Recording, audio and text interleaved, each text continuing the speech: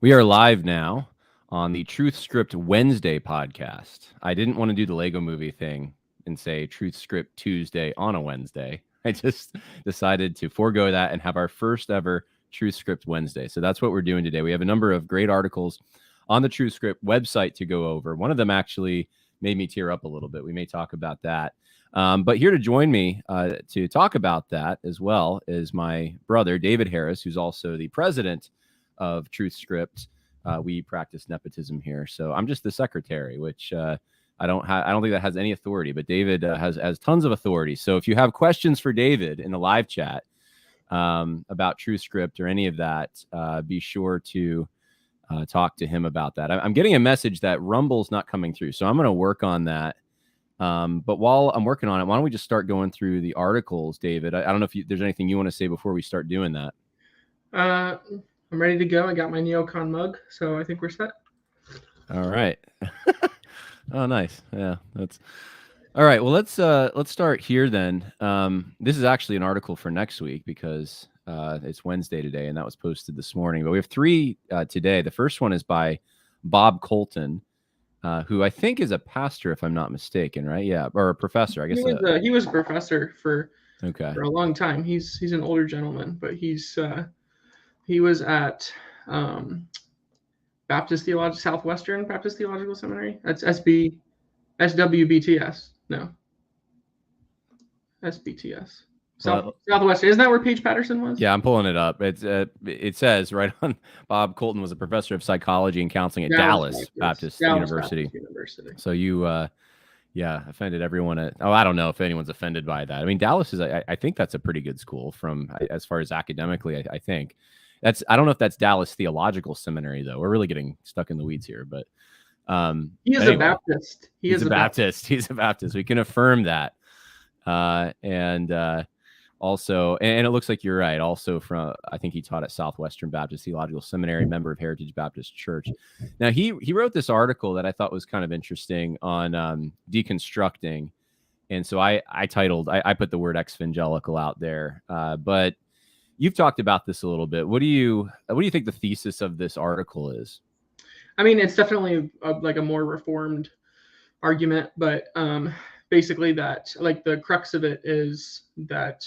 And it says verbatim, an inadequate understanding of the depravity of man is the reason that he gives, or his argument that there's so much deconstruction today, which I think is definitely valid. I mean, I immediately thought of like a ton of examples of deconstruction that I'm personally familiar, and it kind of seems like a daily thing at this point, and not just with major leaders, like he kind of starts off talking about, but people that I know or we know personally, and then you just see something on Facebook or some other app, or you hear something from somebody that they changed their genders and moved to I don't know Minneapolis and helped burn it down in 2020, and you're just like, what in the world happened? Yeah, I've had that a few times. I mean, I think everyone has to some extent, and it is quite startling. I think one of them was seeing someone I knew from college who was in the Christian group, and now she has an OnlyFans account, and I guess that's how she's making her money. And no, I didn't see her on OnlyFans. I saw it. I think it was a Facebook thing or something, and I'm like, wait a minute, it's just obviously not in a Christian setting anymore. And another one recently that I saw. Actually, it wasn't that recently. It was a year ago, but it was someone who I knew growing up for years, who was very active in Christian ministries and also, homeschooling and things like that. And she made a public post about how she's in a relationship with two other people. So it's not even a marriage, it's a throuple. Right. And just, you just don't like hear from these people for years. The last you saw them, they seem to be doing pretty well, or at least they seemed like they were semi-solid, and then all of a sudden, boom, this happened. So anyway, it touches a lot of people. And I mean, what do you think the Reformed way of approaching this is? Like, what's the explanation for it?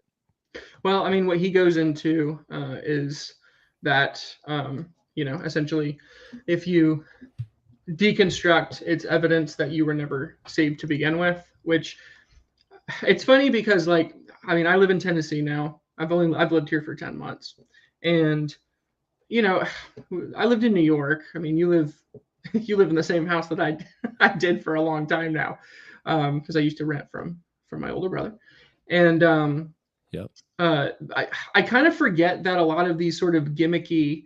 This is kind of what he goes into a little bit. That these sort of gimmicky, over the top altar call, super emotive, like corporate style churches that kind of are more of a brand.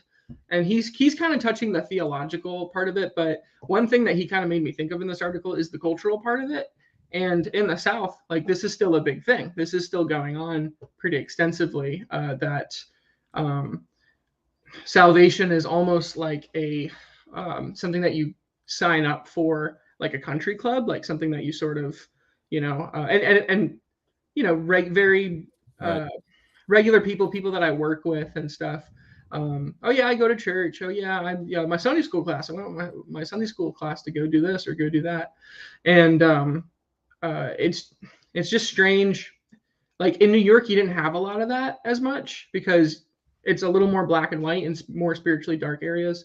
But in the Bible Belt, you still have kind of a where people will live according to sort of a cultural set of ideals, mostly I mean, the area I live is mostly Baptist, and like there's a lot of upsides to it. Like there's a lot of good things about it, but I forgot that this kind of thing existed, where it's more of an emotional thing, or you grow up in it, you don't question it, and then people deconstruct, or I mean, we used to say backslide. That's kind of, now they say deconstruct, but that's the people who are actually deconstructing have taken ownership of that word. And I think Bob Colton used the right word, because that's what people are applying to themselves. But they wear it as a badge of honor now, and it's almost like the funny thing too is, it's not, deconstruction is usually related to, more than anything else, is related to like sexual ethics. That's the thing that you hear the most today. Well, the Christians were really mean to gay people. The Christians were really mean. And like I realized, like, I didn't have to be a part, so I started to deconstruct. And so I don't know. Those are things that he brought up that I thought about. But to answer your main question, the Reformed angle on, like, why does this happen, is that the method of evangelism, the sort of mass, like, everybody's a sinner, and if you pray this prayer, then you can come to know Jesus today and come on to the front, minimizes like your need for conviction of sin. And one way would be that it doesn't apply to you directly, like it applies to sort of everybody equally. Like, don't take that as an offense. Like, everybody's a sinner. You have your sin, and a lot of time that's used to downplay certain sins that you don't want to touch on because it's not culturally, you're trying to be culturally sensitive. So if you downplay sin and you downplay depravity, then ultimately you don't really have a need for salvation. And of course, you're going to deconstruct because you never really needed to construct to begin with. Yeah, there's a quote I was looking for, and I can't find it now, but I was reading a book called The Demon in Democracy. I've read it before, and I'm rereading it. And the author, it's interesting because he's a Polish, he lived in Eastern Bloc country. He lived in, I guess, Poland under communism, and he decided to immigrate. I don't know exactly what Western country he immigrated to, but he spent most of his adult life, I guess, now in the West. And what he found when he got there was that socialism, or the communism, I should say, that he was under, and Western democracies had a great many things in common. And one of the things he talks about is the way they view the church. And without getting into the details too deeply here, the thing that relates to this article in my mind is that he said, I think he's Catholic, so but he didn't seem like too biased. He seemed like he was pretty objective with how he treated this. But he did say Protestants had this tendency to focus on the private profession, the privatization of the faith in a way. I mean, it led to that, I suppose, in his mind, but that they believe that your commitment, your decision, your personal relationship with Jesus, right? We hear all these words. these terms was the most important thing, and they wanted to guard that. And I think we even see that with the Christian nationalist debate today, in a way. And there is this, though, this social element to religion that can't be denied. And when it is denied, you end up getting these really aggressive forms of statism. And so his point was that it hasn't taken place in the same way in the West, but whereas in communism, it was just an immediate persecution of Christians, very intense, but it's been ramped up over time in the West. And so now we are seeing that it's very possible in our minds that this could happen.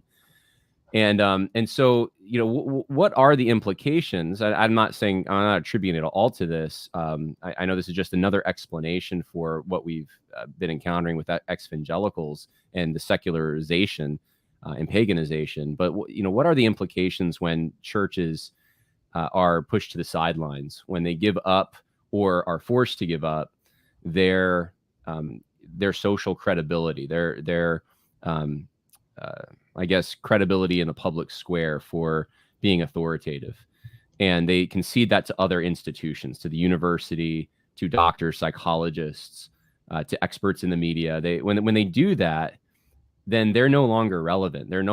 And you start over time, I think, losing your traditions, your holidays, all the things that used to remind even secular people, I shouldn't say secular, but even people who were not born again believers, they had to live under this. I saw it when I was in Turkey with Islam, right? In a way, and I'm not saying that the two are completely parallel, because they're not, but even if you're not a Muslim, you're going to hear the call to prayer, right? You're constantly reminded that the default setting, that the assumptions of the society you're living in are Muslim, and that you, if you're tolerated, are a minority. And in Istanbul, it's pretty tolerant for the most part. So you are a tolerated minority, but you don't get to have authority in that. And so anyway, this gets into all these other topics, but I just think it relates to this deconstruction stuff, because when young people cast aside Christianity, oftentimes it seems like it just wasn't making that, like they reached the point where it was so replaceable. It wasn't really serving a function in their life, because they weren't saved, as the author talks about. But beyond that, there just wasn't any, like they wholesale reject it, like in every single element of it, like they reject. There's not even like a traditional component that they want to keep around. And I wonder if it has to do with that secularization. But anyway, I don't know if there's any thoughts on that. I mean, like, ultimately the church, the church's number one goal and mission is to, provide hope for dying humanity, and to, not just that, but also instruct in biblical morality. And when the church, and I feel like this actually relates to the second article, because the pro-life movement is an excellent example of how that's kind of slidden out of the, a mission drift, how that's become a mission drift. Because when you, and I don't know, I can lead into the second article if we want. Yeah, go for it. So this would be the relation. Most of the people I know who deconstructed personally, because like this is ultimately, if you deconstruct fully, if you reject Christianity, that's pretty big deal, especially if you grew up in it. You're saying that the only way, like, you did believe, or at least you aspired to believe, that you're a sinner and you're going to burn in hell for all of eternity unless you put your trust in Christ. And that's a pretty significant, like, that's the most significant thing that there is. So if you reject that, why would you not reject everything else? Like, of course you're going to reject everything else.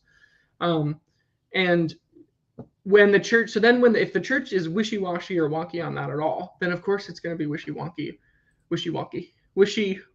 on every social, societal issue too. And a lot of the people that I knew, like in college, that deconstructed, and I think I've shared this before, but when I went to a very like secular, very left-leaning school in upstate New York that was staffed by a lot of ex-hippies who had come to New York for Woodstock and never left. So it was a extraordinarily left-wing place. But there was a fairly robust like Christian group on the campus that I went to. And we did quite a few events. I mean, we can talk about the abortion debate because I feel like that's what I thought of when I was reading this article. But there was a pro-life group on campus that was mostly Catholics. And I'll never forget, this was my first exposure because like I knew about abortion, I knew it was a horrible thing. I knew it was a big issue. It was never something that I think interested me a ton in like as much as other, apologetic issues or moral issues or political issues, because I think it's because it has to do with pregnancy and birth and women, and I'm a guy and I just didn't really think about it a whole lot. But I always knew it was evil. And when I was at college and we scheduled that debate, you remember because you were the one who did the debate, and yep. I was kind of behind the scenes. This is actually 10 years ago. It's just a little over 10 years ago. I was behind the scenes, like doing all the setup, and I'm like coordinating who's gonna moderate the debate, who are we going to debate it, who are you going to be debating, and then like trying to get other clubs to join in and be a part of this. And so I'm thinking like obviously we'll have our group, and then we'll have the main Christian group on campus. Like I would assume that they would want to be a part of this. They didn't. And That's right. the Secular Student Alliance did, because they were the ones who staffed the other side. But then the one that to me that would have been the most obvious of any group was the pro-life group. Like literally that is the point of your group. But yeah, I forgot about that, but you're right. They didn't want to sponsor or be associated in any way with. Do you remember why? No. Because I do, because I had the meeting. I had the meeting with the head of the pro-life club. She wanted to meet me and talk about her concerns. And I was like, concerns for what? Like, isn't this fantastic? Your whole thing is being pro-life, and we're going to debate it on campus. Like, it's the marketplace of ideas. And she said, and basically it all came down to one thing.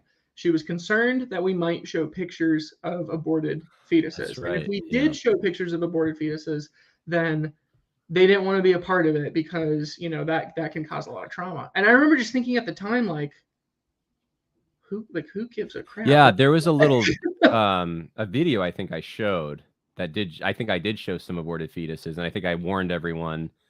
But yeah, it was part of the presentation. And I suggested that, like, we can do a warning. We can we can tell people, hey, this is going to happen. Like, if you're going to get triggered by this, then you don't have to be a part of this. But that was the first time that I realized, oh, the pro-life movement isn't as pro-life as I thought it was. And then this came up over and over and over again in different forms. And so then when last year when Roe v. Wade got overturned, and like everyone's sort of like, oh yay, we won, and you're like, no, you didn't win. You still have to pass it in all the states. And they're like, no, we won. This is a great victory. You can go into that, but there's a correlation there. Yeah, no, that's interesting. And I remember the other Christian group on campus that we thought would probably be somewhat supportive decided, I think they scheduled that night like a ultimate Frisbee competition, literally to try to take people away from the event. It was one of the most amazing, it was an eye-opening thing. I feel like these past 10 years, I've just had one eye-opening red pill moment after another. Like thinking it's one way and then realizing, oh man, it seems like it's worse than I thought it was. And that, I guess that's kind of a depressing thought, but I think it's good to know what your actual numbers are, what you're actually dealing with. And but it went well. The event went well. I remember that. And somebody flipped you the bird midway, but I think that, I got your camera. How was video recording? It's on YouTube. It's on, I think, my YouTube channel if you want to check it out. But so anyway, the article though, let's talk about that. So this is pro-life except in the cases of, and it's by one of our editors, Jan Weaver, who volunteers her time. She's really good at what she does to edit articles that you all submit. And I didn't even give the plug at the beginning. I probably should have, but if you go to truthscript.com, scroll to the bottom, there is a publish tab. You click on that and there's a form you can fill out if you want to submit an article. We also, by the way, take donations. It is 501c3. So if you feel compelled to donate to what we're doing, I know we would all, David especially, would appreciate that. And it enables us to do more. And I think right now a lot of people are desiring that, wanting an evangelical Christian organization to address issues people are actually asking, and not to be afraid of those things. And that's kind of what Truthscript does. So go through the article then. Maybe I should read some of it. I don't know. I mean, it's kind Well, of, it kind of has a like a tipping point because yeah. I don't know if we want to kind of do the big reveal, but uh, you know, Jan talks about, which just kudos to Jan. Jan really was very transparent in writing this, and I'm sure this was a very, very difficult thing to write. But this is the kind of stuff that the pro-life community really needs to read, and I would really recommend, if you haven't read it yet, read it and share it to, like, especially if you have people in your church who are really rah about pro-life stuff. I think they would probably get a lot out of this. But she starts off talking about the whole rape and incest, so exceptions for rape and incest. She talks about Holy Post. She talks about Phil Vischer and Sky Jathani, who co-hosts the Holy Post. I thought it was Jathani. Is it something else? Jethany? I thought he was a Star Wars. Okay. Skywalker and okay, all right. I always thought it was Jathani, but either way, Sky Jathani is not super worried about abortion.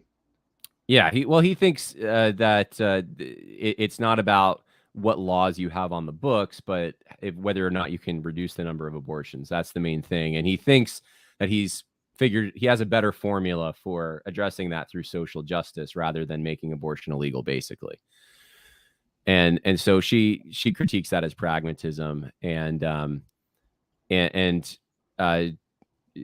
she talks about, I guess, just how this kind of like the frog in the kettle, how this gradually moves people from my body to my body, my choice, to this, because that's the underlying assumption here, really.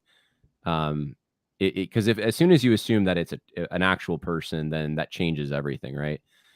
And so then I guess is the big story. She goes through critiquing this because she thinks it starts with, for Christians at least, this idea that, except in the cases of rape and incest, right? And then that moves you to my body, my choice position. But she wants to nip it in the bud. And the way she does it is she tells this story about this girl, 15-year-old Anna, and how Anna gets pregnant. And it's pretty well written and it's pretty emotional.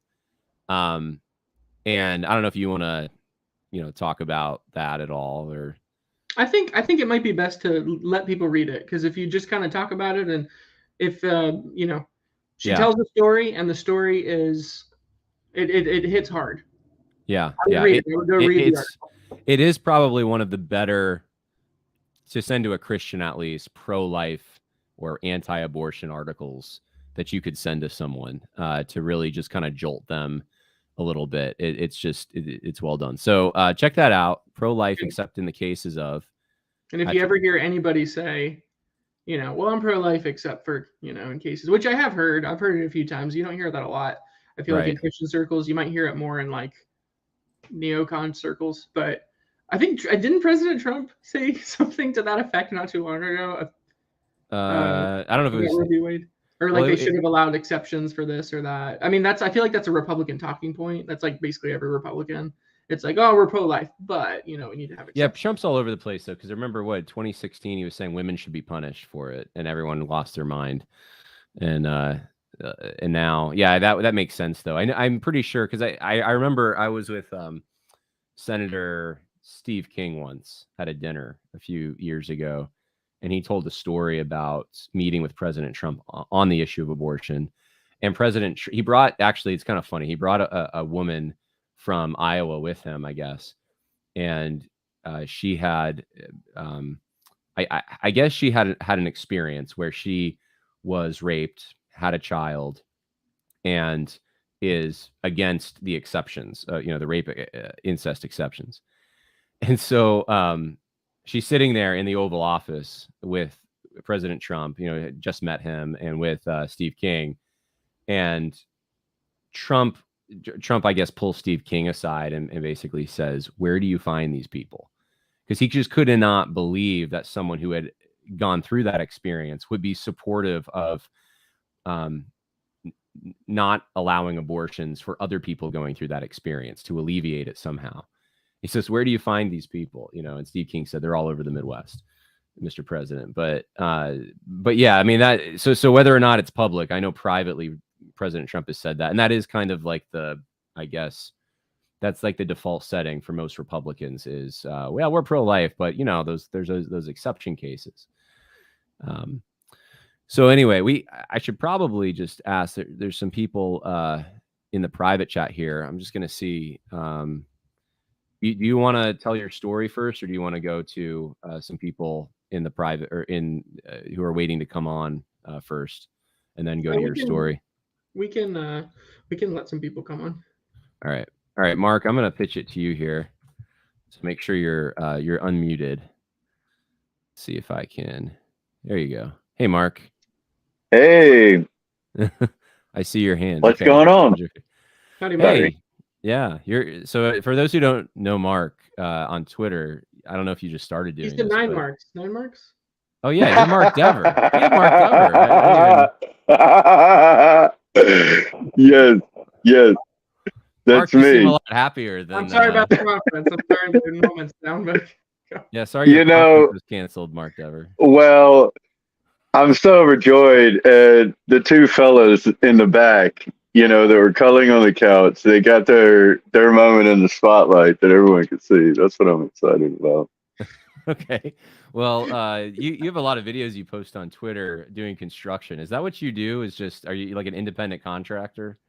I'm trying to be, but right now I'm getting the experience. Oh, okay. Yeah. Right. So I work for Wharton Home Improvements. I'm in Western Maryland right now in the tri-state area. So West Virginia and Pennsylvania, all right here together. It's good Appalachian territory. Yeah. So we're doing multiple jobs right now, multiple additions, renovations. We even build whole entire houses. So what I'm doing now, since Elon Musk has opened up ad revenue sharing for everyone, I've been making excuses about not creating content and doing podcasts or whatever online for years and watching people talk about it and all that.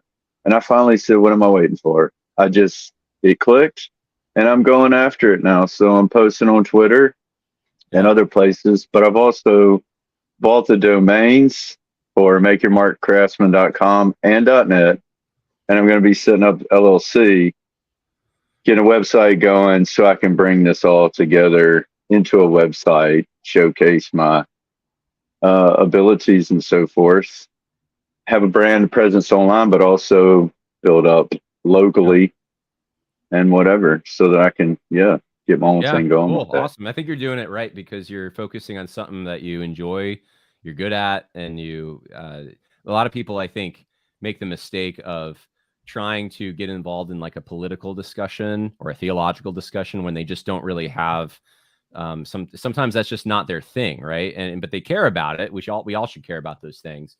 But I've advised people, like, find your thing, find the thing that you really enjoy and like to talk about that lights you up. And you're definitely you're definitely motivated about construction and stuff. So I'm all in on it because it's so wide open. For people who are on the fence about what to do, especially young people, get into trade work now because there is so much work. Everyone's always going to need a toilet, going to need a receptacle to plug their devices into, and going to need a roof over their head. Yeah. And robots cannot do those jobs. Robots cannot frame a house. They can't build a deck. They can't do that stuff. Get into it now. It's wide open. Make it happen. Yeah. Good advice from Mark Dever from 10 marks, I guess. 10 marks construction. 10 marks to hey, did you have anything to add to the show, or I don't know if any of the topics? 10 marks, a healthy deck. That's what I'm going for. Nice. Yeah. Well, I think the deconstruction stuff, it's goofy. It's just another way to like be edgy and weird and not really be a Christian. Like what? It's unbiblical. Why would you say I'm a Christian and I'm going to start just piece by piece tearing off everything that makes you an actual Christian. I don't understand the point. Are you following Christ? Or are you just like doing what you want to do? Well, you kind of So bring up an anyway, interesting point too, because it is kind of trendy to do it in stages. And I feel like I had this conversation yesterday with my wife. Like, you're talking about somebody who has made some, like, I left this church and I'm gonna go to this church, or I don't know, I just don't know how I feel about the tone here, and then like, in my mind I'm like, okay, so you're deconstructing, like you're not in anymore, like you decided this isn't for you, maybe you were never saved, I don't know, like I don't know how far you're gonna take it, but it's sort of like this gradual, like, oh, I'm gonna do it in steps, like I'm gonna do it like a TV show, like this is season 1. And in season 1, I leave my original church and go to like a little Woker church. In season 2, I get a tattoo. In season 3, I start vaping. And then like, it's kind of goes. yeah. Well, and you'll notice, I think the tell is the fact that they have to announce it.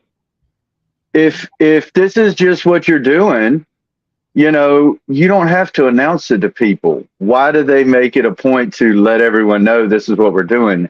And to your point of the trendiness, look at the people who are deconstructing, in the public eye. Your Christian rappers and your Christian musicians and, your Christian cartoonists and all that kind of stuff. So it's people, it's kind of like the reality shows. It's when famous people started dropping down to the B list and the C list and the D list, and then all of a sudden they would be on a reality show to try to get popular again. I don't know. I just think, honestly, it's for attention. Why are you talking about tearing your salvation and your belief in Jesus Christ as a risen Lord and Savior of your life? And you're going to talk about how, well, I'm just going to keep stripping all this stuff of biblical Christianity away from my life. I don't understand the point.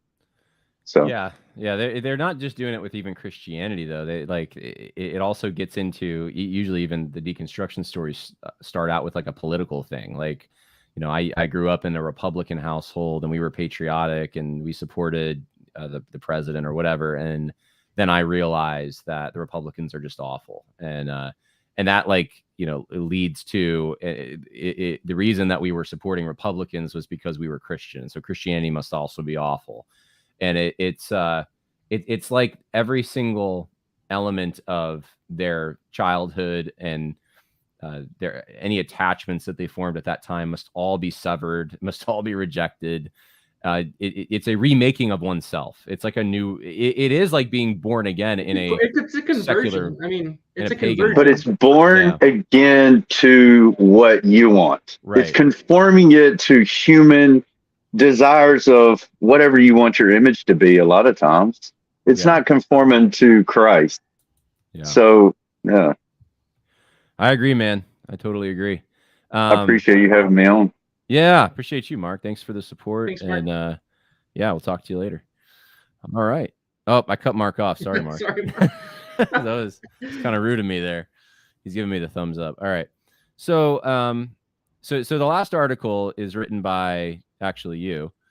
So I wrote it. I gotta see if I can remember what I wrote. Well, I mean, this was a very emotional. This was a lot more emotional than I expected. Like, I had a very hard time writing this, and I'm not sure why. But every year, and I was kind of interested to see what your memories were too, since obviously you were 11, I was 9 when this happened. But every year around September, I don't know if this is different because we're New Yorkers and because we were pretty close to where this happened. But every year around September, I was 12, but you had just turned 12, whatever. Yeah.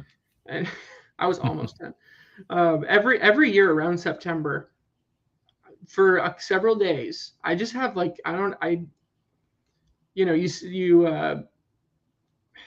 you'll be reminded that it happened, and I'll always find myself like digging into like some of the dark side of the event, like when the people were jumping out of the buildings. That's one that sticks in my head, like really very strongly. And every year around the anniversary, I'll kind of drift into this, just like remembering, because it's so vivid. And when I was reflecting on it this time, because it's just the weird thing about this year is, and I kind of mentioned this in the article. This is a few paragraphs down, but I said it's incredibly surreal to realize that 20 years have now come and gone since that time. And I just talked about how like my perspective on this recently has sort of shifted, like sort of politically. Like I don't, and I'm not really on the, I have a lot on my plate, so I don't have a lot of time for like digging into conspiracy theory stuff. So a lot of the time when I have discussions with people about like, did this happen or this happen, I can at least say at this point, I don't know. Like, I don't know. I don't really know everything that happened that day. I'm not sure. I'm not convinced that, like, though I do know that, like, the whole political narrative around that we kind of, like, especially on the right, were almost pigeonholed into. Like, we were really, really rah for Iraq and Afghanistan and everything around that. I don't know. I don't know what the administration knew. I don't know what anybody knew. I'm just not sure. I have lots of questions. What I do know is what I remember being 9 years old and seeing all that happen. And that was like and just an intense loss of innocence, and that's true I think for a lot of people. And, anybody who was coming of age during that time, but, being around 9, 10, 11, 12 years old, that's a lot to be exposed to in a very short time. Like I remember distinctly, and I mentioned this as well, I didn't know what Islam was. I still remember not knowing before 9/11 what Islam was, and afterwards knowing what it was. Like I had no idea. And so you're asking these questions that just challenge your entire paradigm. But I don't know. I would go into some of my takeaways in the end. But what do you remember about that day? I don't know. You could do a whole podcast on that. I don't want to talk too much. I remember sitting there. Well, we had a town day the day before, so so I think it was it on a Monday that 9/11 happened? It was Tuesday. So the town day was Sunday. Was Sunday, I guess. So maybe there was another. Okay. So I remember that happened right before, and it was a very clear day, and we were having breakfast in the kitchen, and that's when Mom got a phone call, and it was I remember it was well, I don't know if I want to say the name. Well, it doesn't really matter, I guess. It was Mike Olchevoy, I think. It was another around our age, and he said, "Hey, the United States is under attack," or something. And my mom ran to the living room, turned on the TV, and the second plane had not hit yet. It was just the first. It was like a couple minutes though before. I mean, we turned it on right before the second plane hit. Yeah, we turned it on, and then the second plane hit, and then the TV was on the rest of the day, and like a bunch of, I think the networks though started going out because I don't know. I guess some of the towers or what. I think we had an antenna, and or maybe it was the cable. I don't remember, but we didn't have access to all the channels, and then they started piping in Fox News, and that was on for the next 3 days or so. And I remember that night, or it was either that night or the night after. I think it might have been that night. There was a special service at the church, and for the next few weeks, we saw all kinds of people showing up to church that we had never seen, just from the community. And I remember Dad started a series on Islam at the church. Mm-hmm. And that was so everyone was learning about that. There was such a high demand to know, what is this threat? What is this new enemy we have, basically? And I remember I took it in on so well that I remember I was at a restaurant once, and we had a waiter. It was with some friends right after that, and I was conversing with one of them, and I said that Islam's not a religion of peace, or they say that, but that's not really that's not what jihad is. And anyway, I mean, I was just repeating what I had heard in some of these in some of the, I guess, the materials that we were learning. And I remember the waiter though happened to be Islamic and got really super defensive, was just really, and I had to kind of say, hey, sorry, man. I wasn't even talking to him, but he just got really upset about it. And so tensions were high on that front. Now he didn't, no, it was more just you're wrong. You don't know what you're talking about. I'm Islamic, and Islam means peace and stuff. So now I know he didn't know what he was talking about either. But it was just high tensions. And then I remember not long after that, we were flying, I think, to California or something as a family, and it was the first time I had seen the security measures, like the insane security measures. We were searched, and I just remember thinking as we were walking in the airport, this will never last. This isn't going to last. People aren't going to stand for this, because this is like harassment. And I don't know if you remember, at the time there was a whole debate about the new, like, sort of X-ray or whatever they were, however they were, like, getting body images of people, the new machinery they were putting in there. And there was a whole debate about whether that was inappropriate or not, whether perverts would be looking at these images. There was a whole debate about racial profiling. And that was a time when conservatives were pushing for it. Yeah. That's funny, right? Now today, that would never happen, post 2020, especially. But back then, there was a lot of conservatives who thought, like, why not? Like, if it's young Muslim men who are doing this, who look Arabic, then why don't you, like, target, like look at them when you're doing the pad downs and stuff. And there was all these stories about, like, frail old ladies from the Midwest getting, like, inappropriately touched and stuff. And so there's just all this turmoil. And so I guess that nothing's changed in that regard. Things have gotten worse as far as social turmoil, but I think it's surreal looking back. Maybe that's why it was hard for you to write it, because you're looking back on what is the end of a different age. You didn't realize you were in it at the time, but now looking back in retrospect, you do realize that 9/11 was the end of something. I think it was, when we talk about, like, post World War II era, I think 9/11 was the end of that, effectively. That was, or at least the beginning of the end. Like, that kind of notion that America, some people say this ended in 89 when the Berlin Wall fell, but I don't think so. I think in the 90s, America was still on kind of a very Cold War footing. And I mean, I'm a child. I grew up, I was born in 89, and I would consider myself part of that. Like, there was still very much a patriotism. You saw it in civic rituals like Flag Day and things like that. People showed up for those things. The movies on television, very patriotic, but it was, like, mostly based around World War II, that we were the good guys in that conflict. And then every conflict since then, we were also the good guys, and we're a force for freedom, and America's good, and America believes in God. That's one of the things that makes us good. And everyone just believed that. 9/11 was the end of that, I think. And that's why I think part of it's hard to look back at it, because it's like seeing, you wonder what could have been. You wonder whether that could, you see an opportunity for national revival in that situation. Like, people were coming to church for a little bit, and then they stopped. People were putting their flags all out, and you felt like you were one with everyone for just a little bit, like you were actually together as Americans.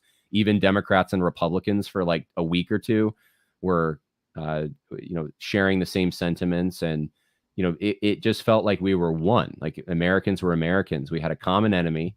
And it was like, we're going to go back to the way we were, World War II, during that conflict. And it just wasn't to be. That just did not last. And so seeing the division now, I think it's just depressing a little, because you're just like, we had that moment, and now it's totally gone. And now, not only is it gone, but we're cynical about it. Like, we look at it and we say, hey, that's what they used to get the surveillance state in. And, all that stuff that we meant for surveilling or protecting ourselves was used against us, and is still being used against us. And we have a weaponized deep state that's imprisoning January 6th prisoners. It's so surreal. The guy, George W. Bush, who was the president at the time of 9/11, who would have thought that he would say something like January 6th was, like, just as bad or worse than 9/11? Like, that, it's insane. And you just think, well, it makes you not trust him. And at the time, you had so much trust in him that he really loved this country. You remember the Yankees, the Yankees playoffs right after when he threw the opening pitch? Yeah, I do. Yeah. I mean, that was a moment. Everyone you cheered, still yeah. can get chills thinking about that moment. It was incredible. Like there, I don't know if there ever was a cheer in the United States like there was that night at that game. You Yeah. know, because like what every, you know, and he just, you know, he threw a baseball, but what it represented to it, because it was in New York, Yep. you know, and it was amazing, you know. Well, we And were you could we were close to it too. I think you mentioned that we 78 live miles. not far. We were 78 miles from the towers. So we went down to a funeral of someone who had died in it. We knew people that were in the towers in our church who had gotten out. We were like, if we went up to Mount Beacon, which wasn't far, we would have You would have seen been the able to see smoke. the smoke. Yeah. And It wasn't all that far. And, you know, I think that also plays into it, like just being that close to it. Every town in our area has 9/11 memorials, and every single one of them has a piece of the World Trade Center at those memorials. I remember, you know, there was just funerals all over the place for months after 9/11. You don't forget that kind of thing. I remember there was one funeral on TV. They had funerals. There was a funeral for firemen, and I remember during the funeral, in the middle of the funeral, this Irish fireman, because in New York City, the firemen traditionally are mostly Irish, but he just starts, you know, threatening Osama bin Laden in the middle of this funeral, and say, and no one turned off the no one thought it was inappropriate. Everyone just like cheered for him basically, and just, I mean, people were united. They were angry. Everyone wanted to sign up. I was depressed that I was 12 and I couldn't sign up. Friends who were older than me did, and one of them I knew in the church went to Afghanistan, and he was viewed as a hero. I mean, he got so much respect for that. I remember at the time he came back in his uniform and everyone was just shaking his hand. And, you know, you see people join the military today and it's not the same. Like, it's just not. well, You know? the people who are joining the military today have no memory of 9/11. They were No, born after no. it. So No, but I'm saying like the way they're treated, like as conservatives, even like, you know, someone joins the military and conservatives are the ones that are saying, hey man, I don't know if you want to do that. You know, did you get the jab? Do you really want to work for those people? Like that's the crazy thing. Because back then it was both left and right were just like, you know, yeah, everyone go. And yeah. so it's you were, I think, you know, grandchildren will ask one day, what was that like? It'll be like, you know, when we were asking the World War II generation, what was it like? People are going to ask us, what was it like before 9/11? It's like an event of that magnitude, I think, in a way. Yeah. Well, in the midst of the black pills, there's Does everyone enjoy the black pills? There's a few. I mean, the end of what I tried to do at the end, and I really prayed hard about this because this is what made it so hard. I think was trying to figure out what blessings are there. And so I thought of Philippians 4, Philippians 4, 6 and 7. You know, it says, "Be anxious for nothing, but in everything, with prayer and supplication, with thanksgiving, let your requests be made known to God." Because I feel like it's impossible to think about this without feeling anxiety. Like, because when you just start connecting everything that you basically just laid out, it's pretty anxiety and inducing. And so, like, biblically, the response is supposed to be actually first thanksgiving. So even thinking about something like that, like, what are blessings? What can we be thankful for? So 3 things that I guess kind of came to me. One was just the reminder of depravity, which can be a blessing because it can wake people up. Our proximity to it, I think, is somewhat important because, like you said, people are very cynical about this now. You know, and if especially if you live really far away from it, you know, we experience this in a way that it was in our face every single day with people. Like, we would hear people talking about, yeah, I was in the South Tower, you know, and I was on this floor and we managed to get out in time. And my best friend's father actually, his testimony, like how he came to a serious faith in Christ, was through his experiences there. He was a police officer. But you know, so that was one blessing, was just people did wake up. But the one thing that really like jumped out at me when I was thinking about this, and I mentioned the Titanic. So my wife and I went to a Titanic museum in Pigeon Forge here in Tennessee. Oh, yeah. And it's extremely well done. It's one of the, like, it's weird that a Titanic museum is in the middle of Tennessee in the Smoky Mountains, but that's where it is.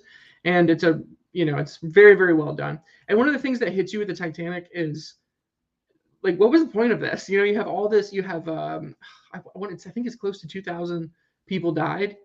And just because, you know, they just ship hit an iceberg. Like, but when you start digging into these individual stories, you know, it's not just interesting. It's like, it's very inspiring, because the Christian ethic of the time during the Titanic was, and the movie, actually, I had never seen the movie. I watched it recently. The movie is extraordinarily inaccurate. The rule almost was that it was a pretty gentlemanly affair. Like, women and children got on boats as much as possible. And so many men just resigned themselves that they were going to die fairly immediately, and behaved like men the entire time and died like men. And even if the event, regardless of what caused the event, that is a profoundly good thing. Like, that's a profoundly biblical precedent, to face death, which is the you know, the most fearful of all things, and to be able to face it and look straight in the eyes and do the right thing, like in the midst of it, and, you know, act in a Christian way. And the one thing with 9/11 and the parallel there is, like, so many people just rushed right into the jaws of death. Yeah. Thousands, like over 400 firefighters died at 9/11. You know, I mean, there's a bunch of famous pictures. There's one picture taken from the George Washington Bridge, where there's a fire truck that's headed inbound to Manhattan, and every guy on that truck died. And they got there just in time to run in and die. You know, Yeah. and like, this might sound like a ridiculous stretch, but the whole discussion of like, who are my people, and like nations, and like, as somebody from New York, when I hear those stories, I'm like, man, those are my people. I love those people. Like, I love those New York, Italian, Irish, you know, like, I feel like I understand them. I get them. I love them. I want them to know Christ.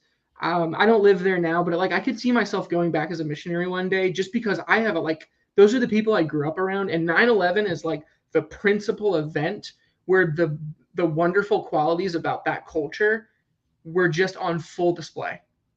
And like, it's ridiculously inspiring, you know.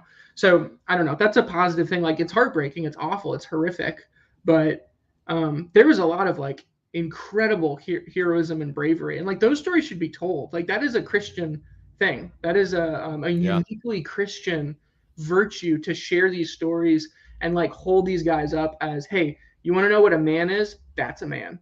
And it's something that is just like, every year we go through this. Every year we have this remembrance. You know, they read all the names and everything, and like, at the evangelical church in general, is like, they don't do that. Like, they're not pointing to these guys who, you know, stared death in the eye and drank it down like water. You know, it's like, we look at MLK as our guy, or it's like, here's your hero. Like, this is what biblical sacrifice looks like. And I don't know, 9/11 is a really good excuse to do that, to look at that. So there's that. And then the other thing I mentioned at the end was just, even though, and you just mentioned it, like, a lot of people flocked into church, and then, you know, church attendance rates did not go up. They've gone, you know, down pretty dramatically since 9/11.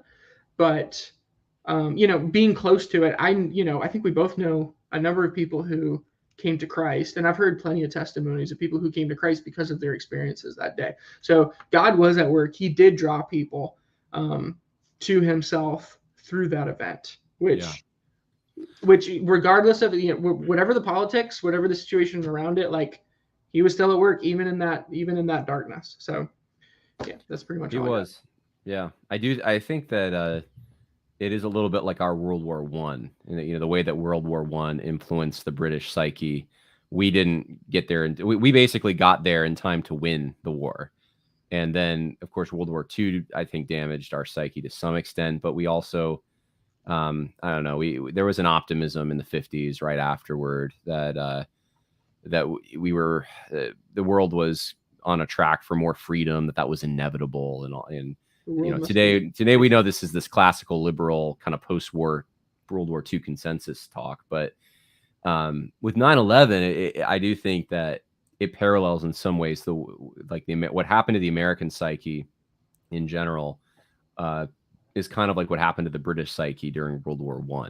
there was like this rah-rah at the beginning of World War I. I mean, the British people couldn't wait to get over there and get involved. And by the end of the war, when they had seen the devastation and sacrifice, it changed them. And one of the changes was this kind of, maybe this ties into the first article, this kind of feeling that, you know, it was God. I guess there was an optimism that they felt, an expectation that they felt God was going to just always give them victory or something. And when victory didn't even feel like victory, there was a question of, you know, how can God let these bad things happen? And so, yeah, 9/11 is a smaller event, obviously, but I think because of media and because, I guess just because it's so out of the ordinary in the modern world, I guess now we have all these shootings. So maybe it's becoming more normal to see that. But at the time, we didn't have that. I mean, it was just out of nowhere. I think that the kids, the people who are our age watching that, they're the ones who are deconstructing now, many of them. And is that connected? Probably to some extent. Yeah, maybe. Anyway, someone says that these guys don't seem like proto New Yorkers to me. Yeah, that's a. Well, we're not. I mean, like we're pretty mixed up, you know.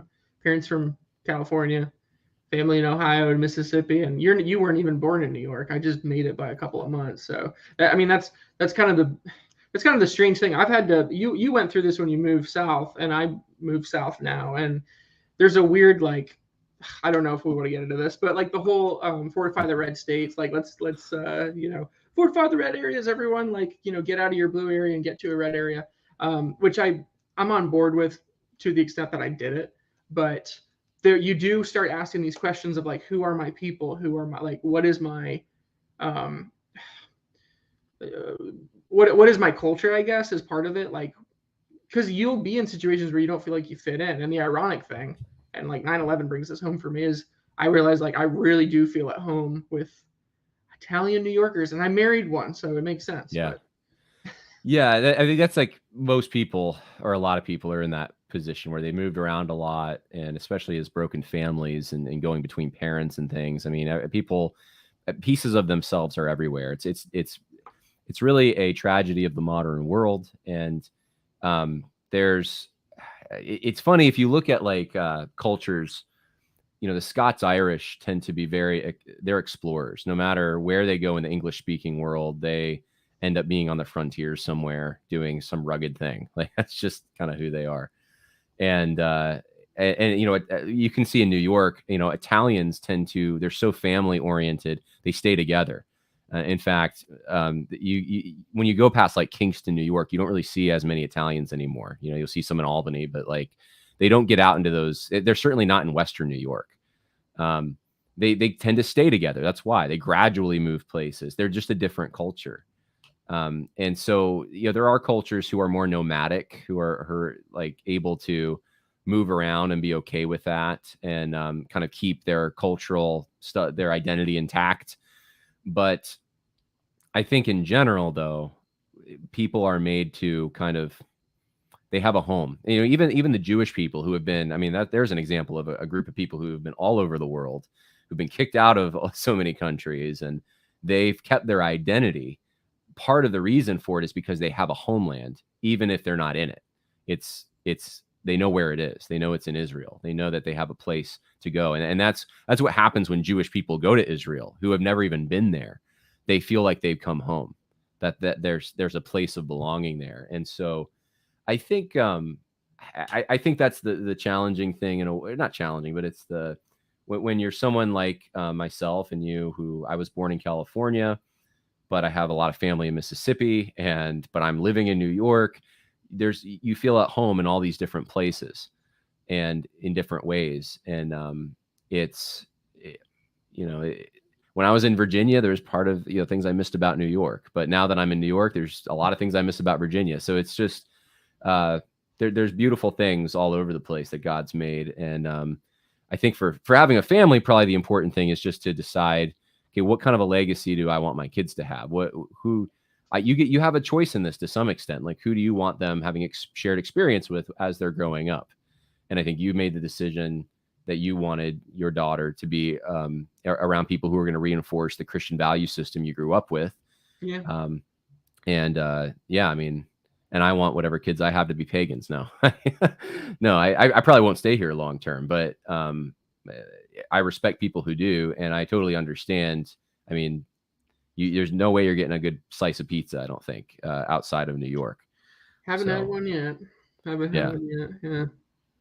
Or a deli, a good deli, which I have They one do right have down the delis street. here. They have delis here in Tennessee. I'm going to offend whoever the Tennesseans are, but this was actually a culture shock for me, because a deli, people, is a sandwich shop, but it's more than a sandwich shop. They also they should have some salads sitting out like in the cooler, not like antipasta salad and coleslaw, stuffed grape leaves, if maybe.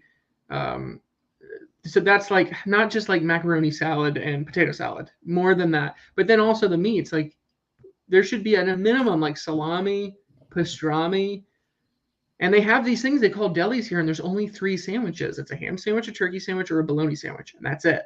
And you walk in, and I don't know. That's been probably the biggest culture shock for me. That's better than Virginia. We didn't even really have delis there. There was like this one bagel shop everyone raved about that was terrible in Lynchburg.